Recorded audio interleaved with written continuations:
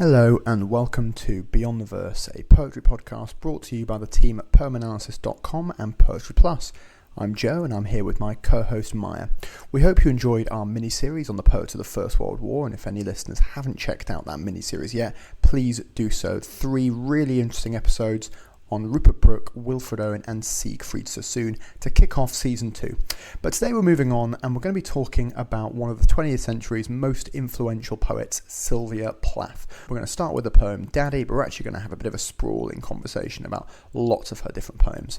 We're going to be covering a lot of themes in this episode, including complex familial bonds, the influence of the Gothic, and the horrors of the 20th century. But Maya, before we get going into any of the individual poems, can you tell us a little bit more about Sylvia Plath as a person, Sylvia Plath as a poet? Of course. So Sylvia Plath was born in 1932 in Boston, Massachusetts, to parents Otto and Aurelia Plath. Now, Otto is one of the central figures in the poem we're talking about today, Daddy, and I cannot wait to discuss that a little bit more. But in terms of key dates within her life, in 1950 she goes to college. This is where we understand that she begins to suffer bouts of depression. She attempts suicide and is hospitalized in 1953. But by 1955, she graduates and earns a Fulbright scholarship to study at Cambridge University in England. This is where she meets fellow poet Ted Hughes, and by 1956, they're actually married. Now, Joe and I have mentioned this on our previous episodes. They have one of poetry's most tumultuous relationships. Their poetry, in many ways, is very much defined by the other.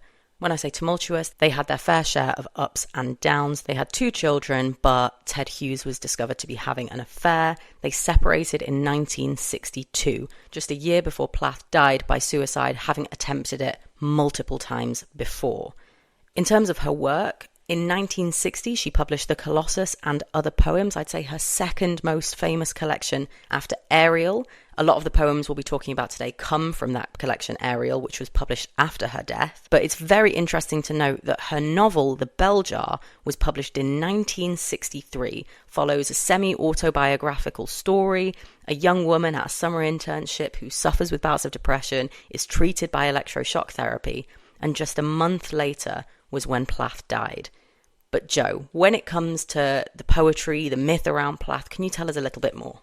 Well, I think the key word there, Maya, as you said, is the word myth. I mean, when it comes to Sylvia Plath, the kind of figure, there's very few poets who occupy the kind of space that she does in the public consciousness, the public imagination, right to this day. And in many ways, she is kind of the archetypal poet. Certainly when it comes to young female poets. And again, we actually spoke about archetypes in an episode we did in season 1 when we talked about William Wordsworth, because I think for a lot of people, the romantic tradition is where kind of the image of the poet comes from. You know, rural, someone writing about flowers, somebody usually male and British and kind of old-fashioned. But in a 20th century context, Plath and the confessional poets, and we're going to talk a little bit more about what I mean by that later on, they occupy a really central space in the public imagination. When we picture poets in the 20th century, we tend to picture people that resemble Plath and the other confessionals. Young, talented, taboo, willing to push boundaries, suffering with their mental health and doing that in a very public way. And I think that one of the things we're going to be hopefully doing in this episode is trying to peel back the myth and work out, okay, where does this come from? Where is it accurate? And crucially, where does it differ from reality? I think one of the ways that Plath is kind of imagined in the public consciousness is massively down to the way that she writes and how this has been collated as well. You know, I'm thinking about the collection Ariel. So Daddy comes from this collection, but the titular poem ends with these lines that, you know, even on a reread, I think just hit so hard and contribute to the reason why people see Plath as this sort of fatally doomed, tortured poet rather than almost a real person. And the lines go, "And I am the arrow, the dew that flies suicidal, at one with the drive into the red eye, the cauldron of morning." There is this real sense that, you know, you kind of lose the person behind the story when you're just exploring work that was published after her death. It almost seems to answer for the questions that, you know, her life had. It's the danger of all writers that explicitly draw upon their own life, isn't it? You know, sometimes that can be a blessing and sometimes it can be a curse, because I think when you have writers that are explicitly drawing upon their own lives, the temptation of readers to oversimplify, to kind of blur the edges of the reality in order to fit the narrative that works best, is one that's quite difficult for readers to ignore. So Daddy is a really interesting poem, and I know we probably say that about every poem we talk about on this podcast, but Daddy is a confessional poem about Plath's relationship with her father. Her father died when she was 8, so actually this is written with an almost childlike voice. It sounds a little bit like a nursery rhyme, and I'm sure we'll dive into why, but the actual content is incredibly powerful. She compares her relationship with her father to that of the victims of the Holocaust. There is a real strong sense of hatred and anger and injustice in this poem. She routinely compares her father to an almost Hitler-like figure, and herself to someone who is suffering under that rule. There's a few lines I'd like to start with, and they come kind of towards the middle of the poem, and they go, "Every woman adores a fascist. The boot in the face, the brute heart of a brute like you. You stand at the blackboard, Daddy, in the picture I have of you. A cleft in your chin instead of your foot, but no less a devil for that. No, not any less the black man who bit my pretty red heart in two." Now, we come to understand that Plath isn't just talking about her relationship to her father. She is talking about very complex familial relationships in general. It's generally assumed that as we move through this poem, she's also talking about her relationship with Ted Hughes. She feels kind of embattled in both of these situations. She feels abandoned. And one of the words that I'd really like to pick up on here is that repetition of brute. There is absolutely no escape from this. It is something that is completely concrete. The fascist, the brute, the devil, these are all figures that amalgamate into something very, very dark, and it carries through the tone of this whole poem. You know, you have this impression that Plath is being absorbed by this darkness. I think that's one of Plath's real talents in her poetry, is that she manages to create a scene that is, you know, all-encompassing. But Joe, what do you think about those kind of, the personification of that devil figure, the comparison to, you know, a Nazi soldier, Hitler? It's not even a metaphor at that stage. Well, I think the thing that I would look to focus in these lines in particular is the way in which the Holocaust and the Nazis kind of replace those old religious paradigms in the 20th century.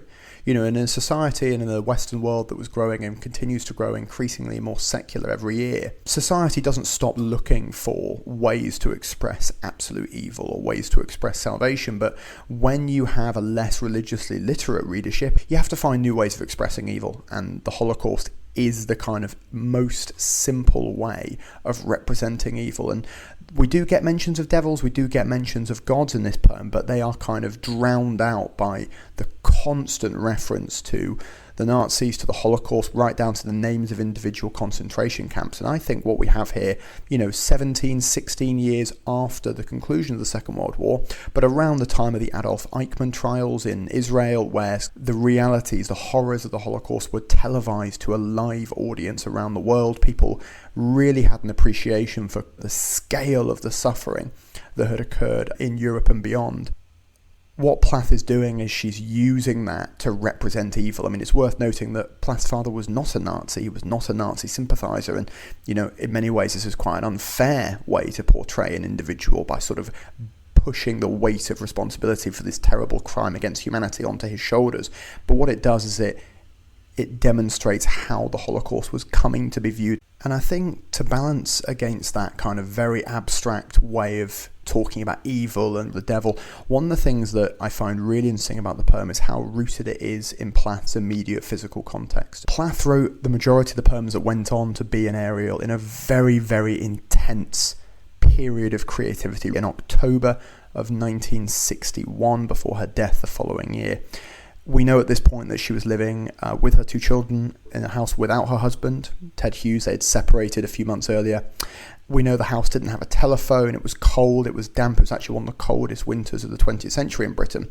Her children were frequently ill, and we get some of these kind of somewhat sordid details of the way they were living, and Plath herself at this point was in the depths of a deep depression. We know this because we know that her doctor actually wanted to have her institutionalized at the time, and the way in which she balances certain details that reflect her personal experience in these months with this kind of great sweeping symbol for evil in the 20th century is one of the things that makes this poem so enduringly powerful. Absolutely, and the sense of finality we get towards the end of this poem, I absolutely adore how this poem ends. And as you said, Joe, you know, it's not very often we get to talk about a poet and a speaker being almost one and the same, but here, because she's a confessional poet, because this is autobiographical, aside from the small fantasies that are added to it, you can really feel the sense of self in this poem. And the end of this poem goes, "The black telephone's off at the root, the voices just can't worm through. If I've killed one man, I've killed two. The vampire who said he was you, and drank my blood for a year, 7 years if you want to know. Daddy, you can lie back now. There's a stake in your fat black heart, and the villagers never liked you." And it ends with these lines, "Daddy, daddy, you bastard, I'm through." The sense of absolute completion. Confessional poets, one of the skills that they can acquire is to really channel this intense energy into a poem. And I always feel that with Daddy, the way that this poem ends, it feels like a lifting in a sense. There is a real sense of completion because Plath has channeled all of those feelings onto the page. She ends by telling you, I'm done, I'm through, I'm not talking about this anymore. And obviously, it's very hard for us to divorce the fact that this poem was written and then within a year she was dead. I almost view this poem in the sense that she is kind of looking back through the years of her life and picking out, you know, the worst bits and amalgamating them into one poem. That darkness is completely overwhelming here. Yeah, these lines are really, really interesting. And I mean, the first thing that many listeners will be aware of is that Plath kind of blurs the boundary between this male figure of her father and the figure of her husband. Ted Hughes is not named in this poem, but he appears to be this other vampiric figure. So I think the symbol of the vampire is obviously a fascinating one. I mean, first and foremost, the conflation of the father and the husband. Well, Freudian critics, or anyone interested in the writing of Freud, will have an absolute field day with that. But just focusing in on the kind of gothic imagery we get here. On the one hand, the vampire is something undead, something that has no mortal life and yet remains active in the world. Well, this is clearly the evocation of the father. Plath's father died when she was just 8 years old, and yet, as we see in this poem and in her broader life, his presence, his memory, thoughts about him kind of really intruded on Plath, and clearly she feels kind of haunted by him in this sense. So on the one hand, the vampire works because, like her father, it's a kind of undead presence in her everyday life. But then we look at the use of the vampiric imagery when applied to Ted Hughes, and it becomes really interesting and really different. Of course, when she wrote this poem, she was still alive, and yet, not long after this poem, a matter of months later, she was dead. Now, because they had never formally divorced, and because she didn't write a will, that means that Ted Hughes actually inherited her estate. He edited an awful lot of her work, and I know Maya has a lot of thoughts about some of his edits and whether or not they're a fair and honest reflection of the work that she was writing. There's lots and lots of Plath admirers who are angry with Ted Hughes and what he did, the decisions he made with her poetry.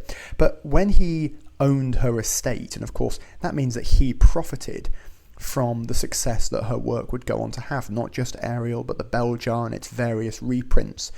There is something kind of vampiric about that, because again, the vampire survives by drinking the blood of others.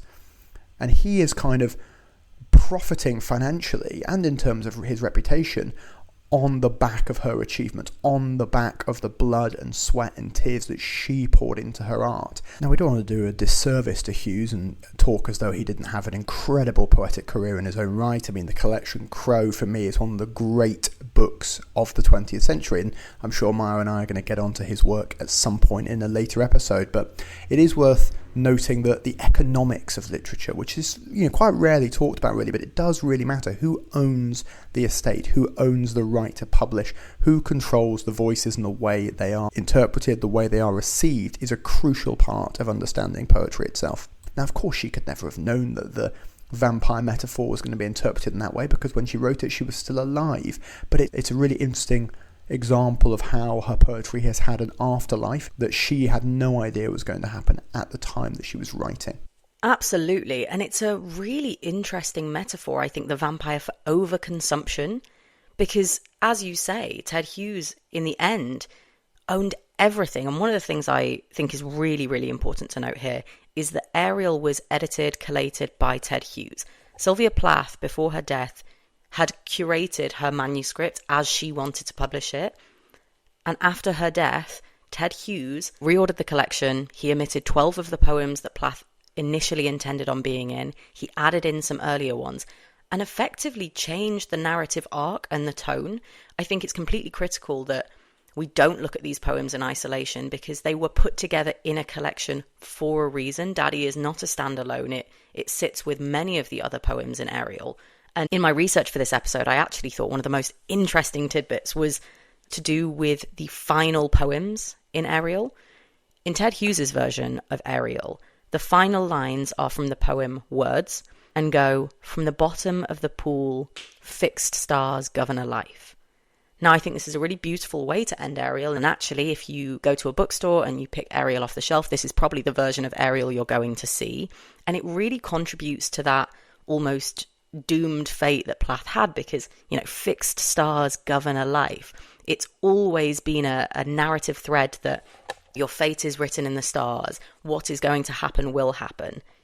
But in Plath's edit, it ends with the poem Sheep in Fog and an earlier draft of the one that is actually published in Ted Hughes's version. And the final lines are, "Sheep are in the fog, where there is no animal, only sky, no body, only the dark hill, rising and rising." And this again contributes to Plath's own version, how she wanted readers to leave this collection feeling. She wanted them to feel that sense of overwhelming darkness that was encroaching and encroaching. It wasn't a beautiful way to end the poem. It's written exceptionally well, but you feel very, very low after leaving it. So I think when we talk about that kind of vampiric nature, not only are we talking about the way in which Plath felt as if her life had been taken over by the trauma of what had happened, but you have to look at the future as well because her whole intention was changed. She and the mythology surrounding her was completely consumed by the way in which Hughes created this. And as Joe said, we don't want to do a disservice to Hughes. He was in his own right an exceptional poet, and I'm sure we'll do an episode on him in the future. But that portrayal of Hughes, of her father as a sort of vampire figure, I always think is really interesting because actually a lot of Plath's preoccupation in this poem and in others is the fact that she is able to bring herself back to life. She is someone that attempted suicide multiple times throughout her life, was hospitalized, brought back, and it's an ongoing thread throughout her work that she is almost an immortal figure. She has 9 lives, she is reborn, and yet the fact that she chooses to portray, the male figures in her life as something that's more cannibalistic or vampiric or however you'd like to put it is a fascinating one to me because actually, if you look at the content of her real life, it almost suits her more. Just stepping away from Daddy for a moment, Maya, I know you want to talk a little bit about Lady Lazarus, so could you tell us a little bit about what this poem is and why you think it's an important reference point to understand Daddy? Absolutely. Lady Lazarus is one of those poems that, of course, gives you its intention from the outset, Lazarus being a resurrected figure in biblical writing. However, what I really want to focus on here is actually the kind of theatrics of death to Plath. The way that Plath conceives of death is quite casual and quite unexpected. She sees it as an art, as theatre. And in Lady Lazarus, we are introduced to a speaker who dies and is resurrected before a crowd. She feels watched, she feels undressed in front of these people. She talks about them as a peanut crunching crowd. There is a real distance from her sense of self and how other people perceive her. And there's a couple of lines where she says, "Dying is an art like everything else. I do it exceptionally well. I do it so it feels like hell. I do it so it feels real. I guess you could say I've had a call. It's easy enough to do it in a cell. It's easy enough to do it and stay put. It's the theatrical comeback in broad day to the same place, the same face, the same brute." Now, this is obviously where the connection comes in. We use that language of the brute again. I certainly feel when I read this poem that, rather than Plath having any sort of escape, her speaker having any sort of escape, these small deaths, for her, the third in this instance, count as returns. And yet, instead of returning to a rebirth in which she has a new lease on life, she is returned to the exact same places again. So the question that I think she asks the reader is, what does death mean? What does rebirth mean if actually nothing changes? When we talk about the confessional poets, and Plath is one that comes up time and time again, of course it's very easy for us to say, this is real, she is writing about her experience. But there is a level of fiction and theatre that she adds to this. Of course, if she just wrote about her life with no dramatic flair or played with language, she would probably write quite boring poems. These poems are bright and effervescent and luminous, and they pick all of the dark spots and hit all the right places. And the reason for that is because she is able to fictionalize some of those elements. So the fact that she is telling you as the reader, all of these little deaths are theatre to me. She's almost interacting with you in such a playful way. I think it's one of her real talents. But I'd love to know, Joe, how do you think that theatre and the kind of fact that she tells you this is part fiction, how does that impact your reception of the poem? I mean, it's one of the central issues when it comes to confessional poetry, isn't it? This idea of where does the autobiography end and where does the fiction begin? And she brilliantly deconstructs this in this poem because she's playing with exactly that distinction. She's telling us explicitly this is theatrical, this is a performance, and yet the performance becomes a reality. It's really, really interesting. And I think that it's important to remember that when we're reading poets that are drawing upon their own lives, that it's possible to be emotionally honest while being factually dishonest. And that might sound strange. I know we live in a kind of an era where things like fake news are terms that get bandied around, but strictly in a poetic context, I think we can give a couple of examples to illustrate this. So Plath's father, for example, died when she was 8 years old, and yet we know in the poem Daddy she referred to it as when she was 10. Now there's something about the rounded number, the 10 years, the first decade that she was alive was bookended by her birth and by the death of her father. That is not what happened. As I mentioned, she was 8 years old, but there's something about changing certain details. Those details, those small changes, serve to keep the reader on their toes, for one, especially readers who are going to dive into the biography. They're going to look for those minute differences, but they don't make the work emotionally dishonest. I think that's a crucial thing. Now, in terms of Lady Lazarus more generally, I mean, it's a wonderful piece of kind of blending of horror, really horrific imagery, again, drawing very heavily on the Holocaust, mixing in some biblical stuff. I think going back to the point about theatre that you were making, Maya, what I love about this poem is that it breaks the speaker physically down into their component parts. We get bones in this poem. We get ash. We get hands. We get teeth. We get rings. And this is both mirroring the way in which Jewish people in the Holocaust had their physical bodies broken down, but it's also a symbol for the deconstruction of the artist. Plath is playing with the ideas of what makes the performance. Can you break it down? Can you distill it into its component parts? And the experience of being broken down, being deconstructed by others. I love that you use that term broken down, because as you were talking then, one of the things I was thinking was that so often when you read confessional poets, the light that shines on the personal is actually very often related to their sense of self-fragmentation.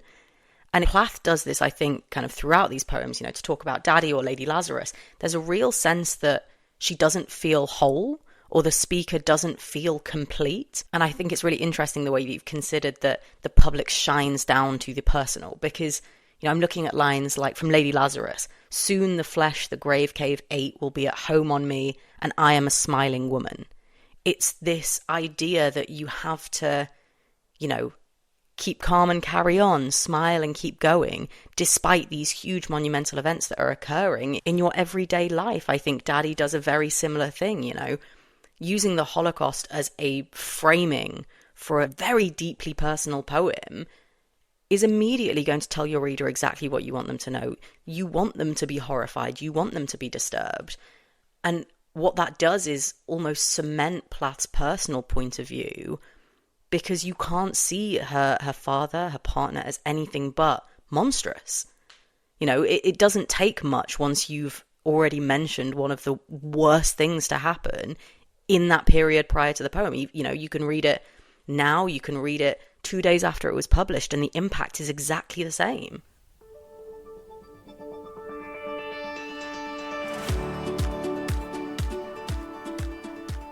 When I'm reading a poem, there's nothing better for me than working with it on physical paper. So whether I'm teaching a poem to my students or just reading it for my own pleasure, I love to have the tactile piece of paper in front of me. Now, listeners who subscribe to Poetry Plus can go to poemanalysis.com and print off literally thousands of poem printable PDFs. Now that means you can get the entire poem of any work that is out of copyright on our website, of which, as I said, there are thousands.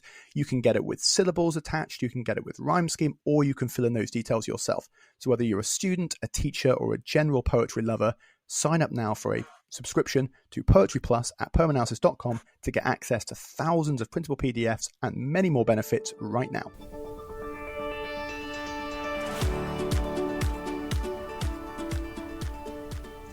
Just talking about the poem Daddy, I want to just focus for a moment on the soundscape of the poem, the use of rhyme, the use of assonance in particular, particularly this ooh sound, this cooing sound. A lot of the words throughout the poem end in this ooh. And this is really interesting to me, and I think it's doing several things at once. So let me just work through these in order. First and foremost, I think it is an evocation of circumstance. Again, Plath was writing these poems very intensely whilst looking after two small children. Those kind of childish cooing sounds were literally serenading her, if you will, while she was writing these poems. So it's no surprise that they might find their way in. But it's also a poem about the horrors of childhood returning in adult life. So we could almost view these sounds as a regression as Plath, the adult, sat down to write this poem about the influence of her father, who died, of course, when she was a child. The sounds of her own childhood are manifest in the voice of the adult. I think that's a really interesting detail too. And I think the use of German is really, really interesting. I mean, early on in the poem, we have the phonetic achoo that's meant to represent a sneeze. Again, something completely innocent, completely innocuous, and yet within one stanza, the achoo becomes ach-du. And we slip into German, we slip into another language, and of course, the German is one of the things that we then get this strong evocation of the Holocaust. And I think this is a really clever way of demonstrating the way that PTSD and trauma function, that even innocuous, small, innocent sounds can trigger somebody who has been traumatized in their life and take them back, drag them back to a place they don't want to go. I think the use of German, as you pinpointed, is actually really important in this poem. You know, as you said, Plath does an incredible job of, you know, creating a soundscape that really brings you to a particular moment in time, a particular setting.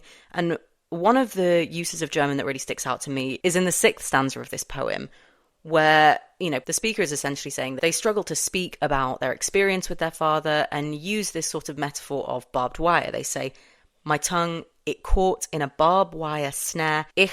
Ich in German means I. There is a sticking to the sense of self here, but also the actual sound of the ich, especially for English speakers, is one that is often found quite harsh. You know, the German language, I think, has suffered greatly from the experiences of World War II. I think the fact that she has incorporated a language that is so often found to be, you know, quite harsh, quite grating, has added to the experience of this poem by turning it back in on herself, using ich to represent her individual sense of self, and something that is getting stuck in barbed wire, something that is used in warfare, something that causes pain, something that is hard to get through. It almost creates another barrier, not just a language barrier, but a physical barrier to really understanding who she is in the absence of her father. She uses this again later in the poem where she says, not God, but a swastika, so black no sky could squeak through.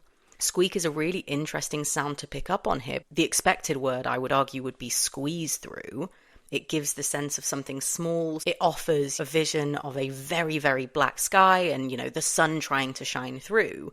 And instead of it being a physical gap, it's a sonic gap. It's a squeeze. It actually is so pressured that it causes noise. And I love the idea that she's using the history of this war and the language of this war to actually really turn the tables on the reader and create a sense of distance. The only other thing I would say in terms of the sound of this poem is I don't want readers to fall into the trap of thinking that, you know, all of this is negative. She has some really beautiful phrasing. You know, when we're talking about the Atlantic in this poem, she says that it pours bean green over blue.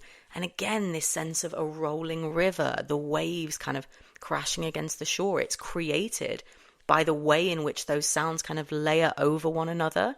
So by contrast, those harsher, more plosive sounds are made that much more violent by this. But what do you think, Joe?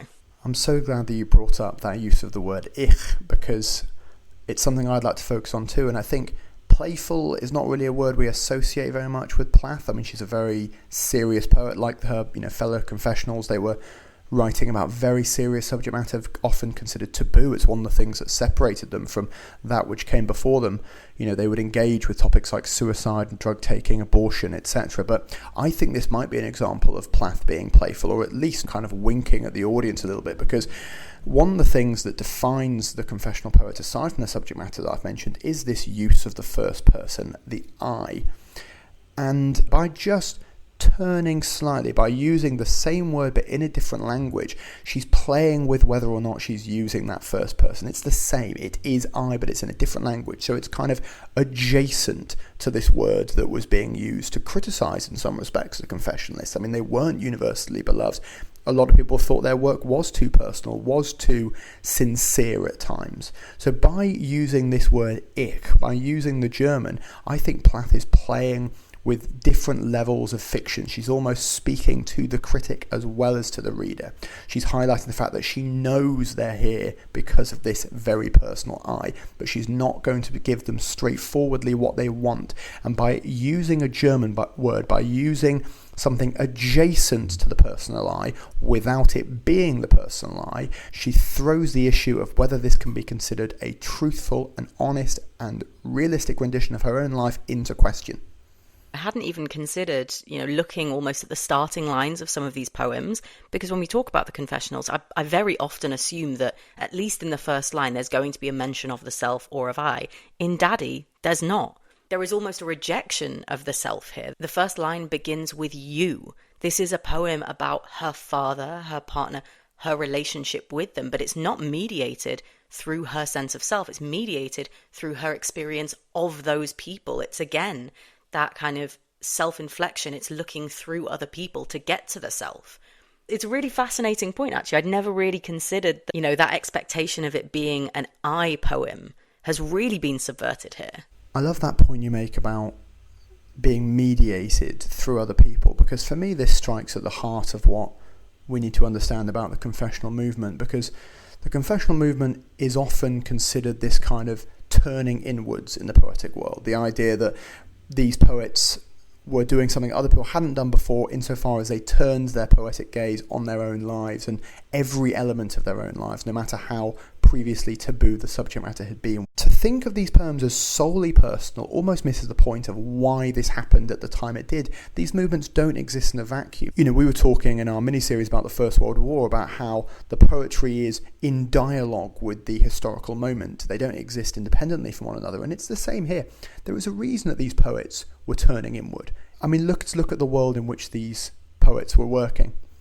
You have the Cold War, the imminent threat of nuclear annihilation. You have the horrors of the Holocaust that we mentioned earlier on, which we think of as being obviously in the 1940s when the Holocaust took place. But, most members of the public learned about the horrors gradually. And of course, the Adolf Eichmann trials that I mentioned earlier on were a huge part of bringing that to the public imagination and really bringing the horrors that occurred in Western Europe into people's living rooms. You could watch the trial on TV, hear the testimony. And the Holocaust, of course, represents this kind of fundamental breaking of the natural order of the 20th century. People were suddenly exposed to what humanity could do to each other. The threat of nuclear war, as I've mentioned. The incredible sense of paranoia in the United States around spies and people who were being accused of espionage and spying for the Russians and all kinds of things. I mean, what you have is less of a rejection of the public space and more an admission that one of the easiest ways to tackle these big public issues was through the private lens. The confessional movement is not underpinned by a rejection of wider society. It's actually the imposition of the outside world onto the private. It's the blurring of the distinctions between the private experience and the public experience, the personal experience and the political experience. And if I could just read the opening line of Plath's novel The Bell Jar, which was published just 1 month before her suicide. It was initially published under a pen name, and I think this really captures something about what I'm talking about here. And it reads like this: "It was a queer, sultry summer, the summer they electrocuted the Rosenbergs, and I didn't know what I was doing in New York." Now, those lines are worth reading because they're brilliant anyway. It's one of the great opening lines of literature. But what we have in that opening line is exactly the kind of blending of the public and the personal that I was talking about. The Rosenbergs were a couple who were executed for spying for Russia. They're an American couple. They're the only people executed for that kind of crime outside of wartime in American history. So this sense of paranoia, this sense of a case that swept the nation, is laid out alongside personal indecision. The character in The Bell Jar resembles Plath. Her own personal sense of uncertainty and angst that young people go through is playing out amidst these huge geopolitical concerns. And it's that relationship between interiority and the external world that is at the core of what the confessional movement is all about. I think, to stray from Daddy really briefly, one poem that massively illuminates this point is Tulips. Tulips is a poem written by Plath based on the experience of lying in a hospital bed, being gifted a vase of tulips and staring at them and feeling overwhelmed by their brightness, what they represent. And I absolutely love how Tulips does exactly what you were saying, Joe. It refracts Plath's self back at her. And it's one of the poems where her sense of self is really, really weak. Intentionally weak, I'll say, but she's completely dislocated from her own body. The poem is, almost foggy in a lot of ways. And a few lines that I'd like to pick up on, I'd love to know how you feel about these lines, Joe. "I have let things slip, a 30-year-old cargo boat, stubbornly hanging on to my name and address. She describes herself as an eye between two white lids that will not shut. And she even explicitly states, I am nobody. I have nothing to do with explosions." It's very easy for us, I think, when we talk about poems like Daddy, to assume that Plath was kind of this incredibly powerful, explosive and bold figure, someone who was completely unafraid to, make bold statements and be controversial. But in poems like Tulips, she introduces a softness that we very rarely see. And I think it's a really beautiful poem to contrast against Daddy, because Tulips offers a much more gentle view of Plath as someone who, was suffering and was struggling and felt overwhelmed by things. And that sense of fragmentation or split sense of self, she describes herself as a cut paper shadow. Not only is she physically split, cut in half, but she is also a shadow of a solid thing. There is so much to say about this poem. I mean, Joe, of the lines I mentioned, what sticks out to you the most? Thanks, Maya. So I think I'd like to talk a little bit about ownership in this poem, and I think it's one of the things that I find myself returning to again and again when it comes to thinking about confessionalism, because when you're any kind of artist, every time you create something, you give a piece of yourself to the process. But when you're a confessional artist or somebody that draws very closely on your autobiography, you're kind of doing that in an even greater sense, because you are giving your own life to other people. You're laying the reality bare, even if, as I've mentioned earlier on, you change certain cursory details about your life. It's still your experience that you're giving up. And I think we see that really strongly in this first stanza of Tulips. And I'll just read a couple of lines. "I am nobody. I have nothing to do with explosions. I have given my name and my day clothes up to the nurses, and my history to the anaesthetist, and my body to the surgeons." So there's a couple of things I want to focus in on here. One is this repetition of the possessive pronoun my name, my day clothes, my history, my body. And again, we almost have this kind of back and forth between the description of how she has surrendered these things, and yet the use of the word my acts as a kind of a counterweight to that. Yes, she has surrendered them, and yet they remain her property. There is a kind of tension there about, is this still my story once I've given it up? And the next thing I think is when you place these symbols, and they are metaphors, they're not literal. When you give somebody your name, it means you simply tell them your name. You don't relinquish it. You don't actually give it away. Same with history. In a medical context like this one, when the doctor talks to you about your medical history, you are giving them your history. And yet when Plath lists them in this manner, it is as though she gives them these things and she cannot reclaim them. And there is a really interesting kind of metafictional way of exploring what it means to be a confessional artist. When you hand these people, and by these people I mean readers, critics, fellow poets, when you give up your story, as Plath did, and as Plath was doing as she wrote this poem, does it still belong to you? Can you reclaim it? Can you continue to shape your own life? I mean, these are hugely difficult questions to answer, and the fact that she's able to pose them with such clarity while writing the poem, I think is absolutely fascinating. I think that's a really fascinating point, Joe. So thank you so much. I think it actually really helps to elucidate one of the points I wanted to make, which was Plath's use of the elemental as well. Tulips is a poem very much concerned with water and air, things that are purifying, things that make her light. You know, we have this image of her as a cargo boat. By the end of the poem, she tastes water that is warm and salt like the sea. It brings her comfort. It is something that she looks forward to receiving. And I think it's such a great poem to contrast with Daddy, because two of the things that on a reread I've picked up from Daddy are the fact that it's a poem concerned more with fire and the earth. You know, her father's foot in real life, he was a diabetic, he was diagnosed with gangrene, so his foot was literally rotting because of blood circulation. But here she imagines it as a root, something that is connected to the earth. In the process of it dying, it roots him to the earth. And because Plath feels she doesn't have that, she is therefore unrooted. Again, the pretty red heart that she describes, that is fire and anger. It roots back to the first quote I mentioned, which was from Ariel, the red cauldron of morning. A very, very beautiful way of stating the sun. But again, this speaks more to the sort of passionate, fiery anger of the sun. She focuses more so on the intensity and the burning heat of it than she does the fact that it offers any sort of growth or regeneration. Water is something that offers her peace time and time again throughout these poems.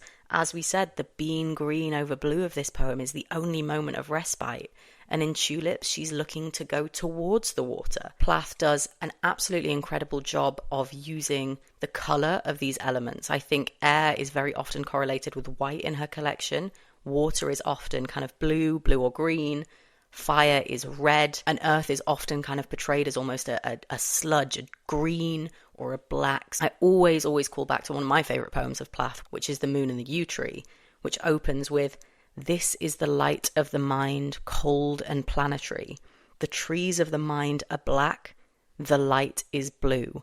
This is Plath arguing that her experience of reality is that rootedness. It is the black trees, it is the feeling of absolute despair, and the light that is blue, that is shining, are those small moments of respite. But Joe, I know you've got something to say, so please go ahead on that.